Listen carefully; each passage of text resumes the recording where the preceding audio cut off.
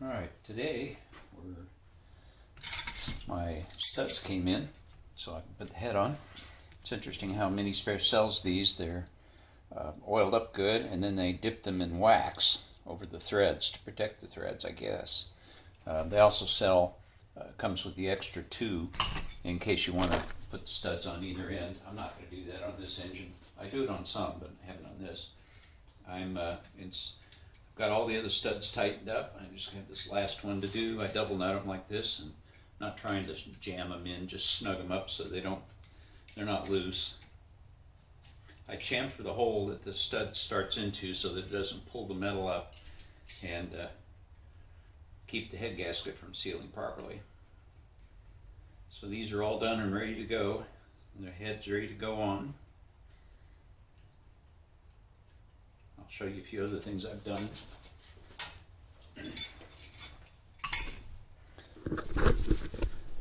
Clearly, I've added a few things.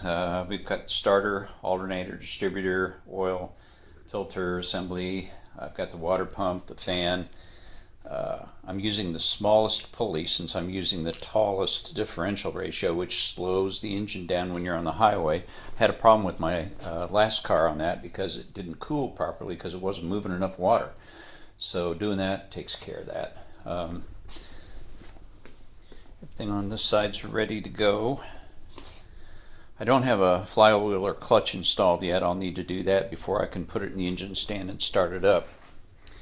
So the next thing to do is pop the head gasket on it and lay the head on.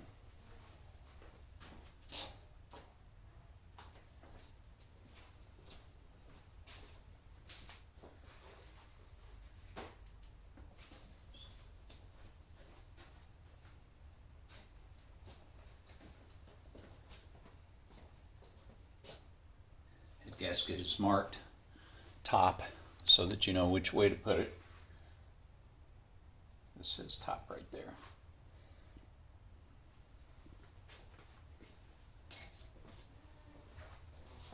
And she goes on this way.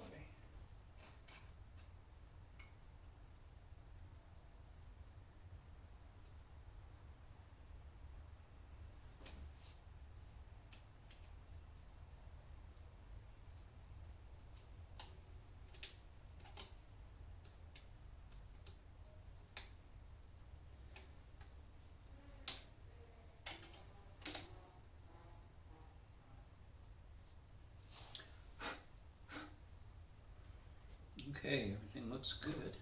Now before I put this on, I have to take the rocker assembly off. I just set this on here to keep the dirt and dust off of it.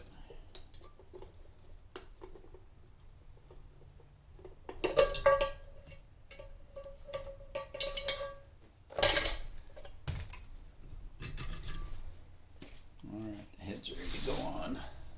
Double check to make sure there's nothing on the bottom of it.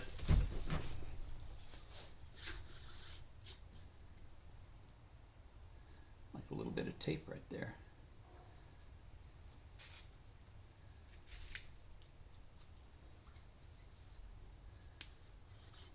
Okay, ready to go.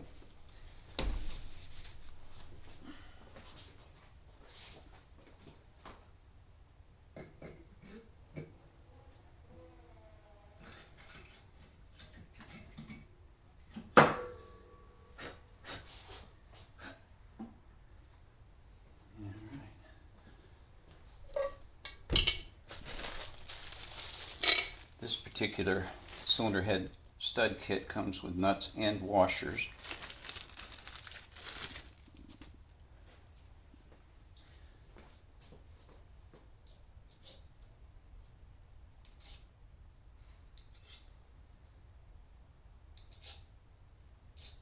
These two smaller ones are if you put the ones on the ends here.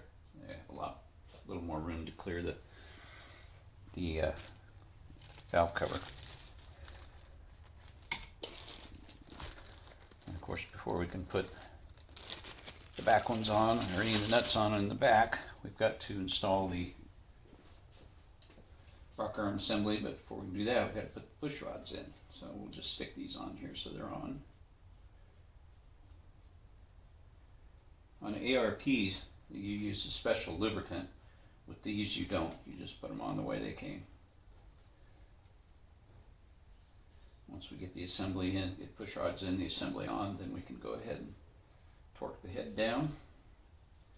This head torques to 45 foot-pounds. When you use ARP studs, they go to 53.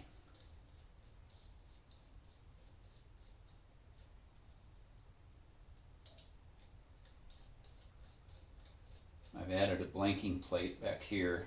I took the outlet off because we don't want to use that. We get the push rods in.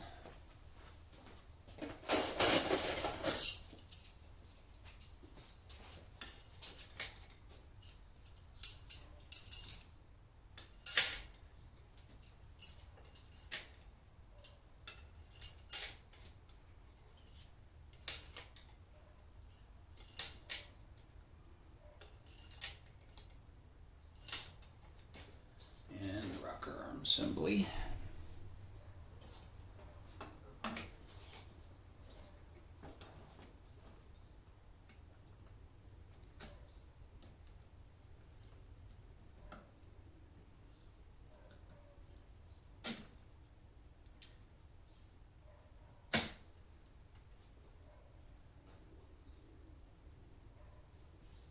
Everything's out of the way. There's one thing in the way.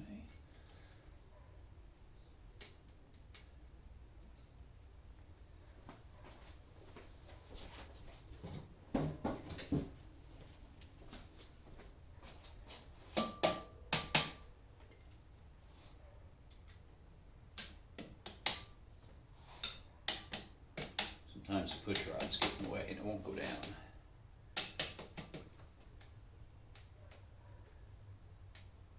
Okay.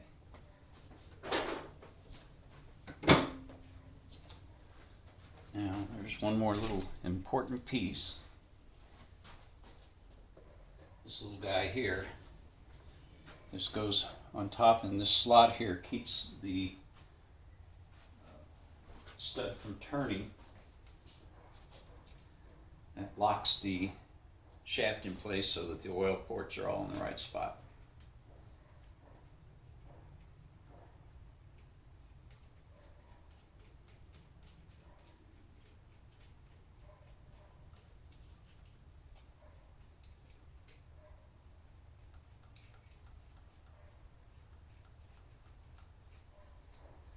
And we've got 4 more nuts that go on here.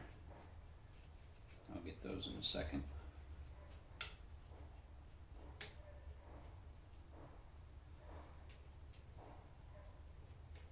After we torque cylinder head, next thing we do is adjust the valve clearances.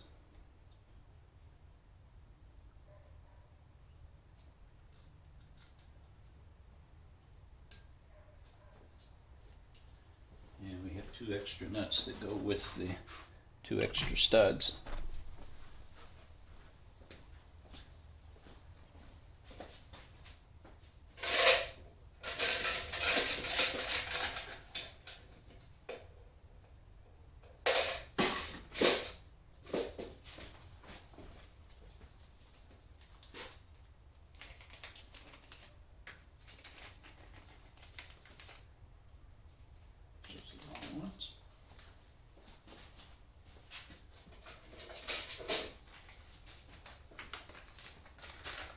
Those weren't hardened like these are.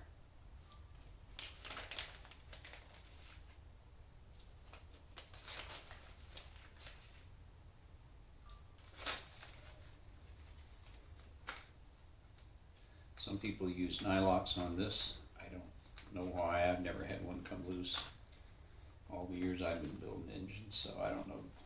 See the point of using a nylock. Besides it, I guess they'll hold up under the temperature.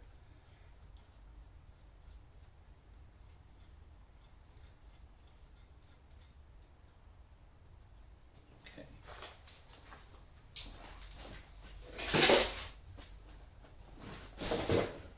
I'll get the torque wrench set up.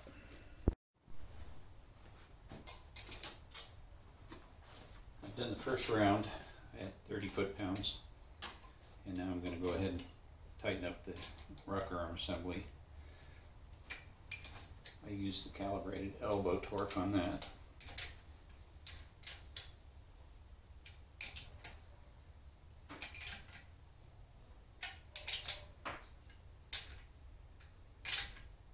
Okay, now I'll reset the torque wrench and we'll go another round.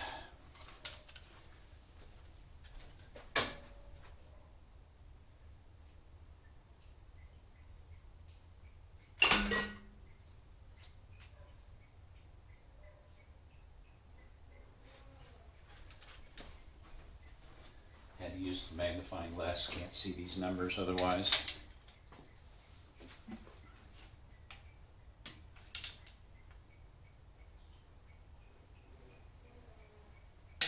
The key to using torque wrench accurately is to move it smoothly and steady at constant speed till it clicks.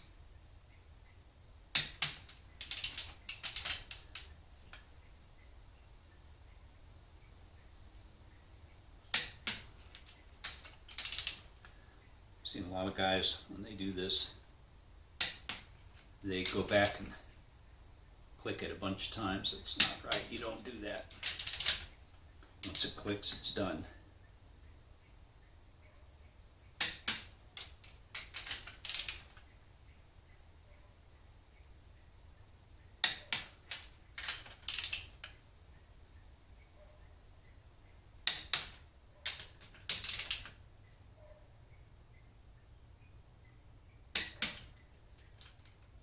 Double check.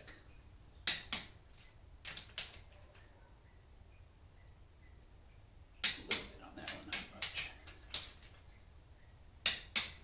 Okay. Remember to always unwind your torque wrench when you're done with it. You don't ever leave it wound up tight because then you'll affect the ability. Alright, we have it torqued on the head. Next thing to do is to go through and adjust all the valves. Once that's done, I do need to put a gasket on this. I've got a silicone gasket. I'm thinking I might try that. We'll see how it works. And of course, before I put it in the engine stand, I'll have to get the other engine out, which the car that goes into is due tomorrow.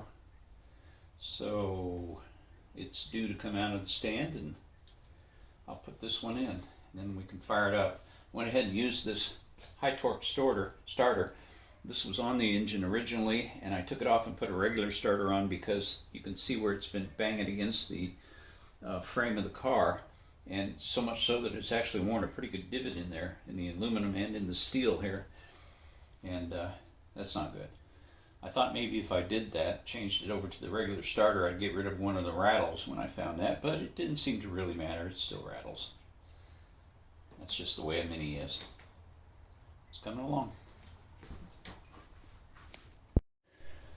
When I adjust the valves, I use what's called the rule of 9, and I'll show you what that means. Basically, when number 1 is pointing down, number 8 is pointing up. So anytime this one is all the way up, all the way open, that means this one is all the way closed. So 1 and 8 is 9, 2 and 7 is 9, 6 and 3, and so on right down the cam. So again, if you set it up to where this valve is open all the way, then this valve is closed all the way, and that way you get the maximum clearance. You can get it set accurately. I do that manually. I just turn the engine over with this. Can't do that really in the car. It's a little more difficult to do in the car, which is why I do it in the engine stand. Once I've got this in the engine stand, I'll follow the Prather method, and I'll warm it up to 140 degrees, shut it down, and I'll go through and retorque the head and recheck the valve clearances at that point. Then I'll go ahead and fire it up and run it for 20 minutes to bed in the new camshaft and the new lifters. Once that's done, it's just a matter of giving it a little tuning to get it ready to go into the car and be driven. I'm looking forward to it. It'd be fun to have an engine that doesn't smoke and one that pulls, has good strong power. The one that's in there right now is kind of weak. It's not very much fun.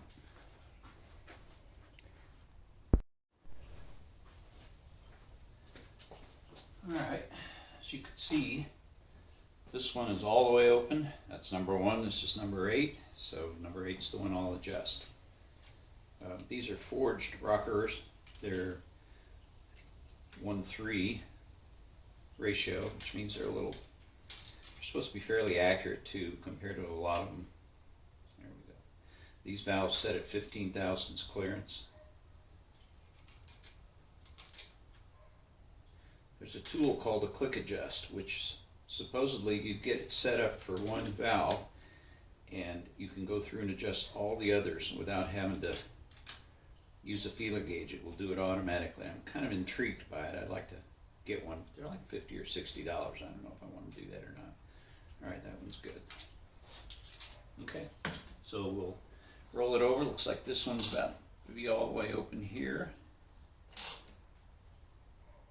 And that's 1, 2, 3, so we'll do 1, 2, 3, or 3 and 6.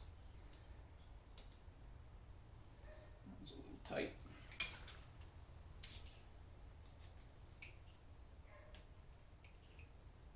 There she goes.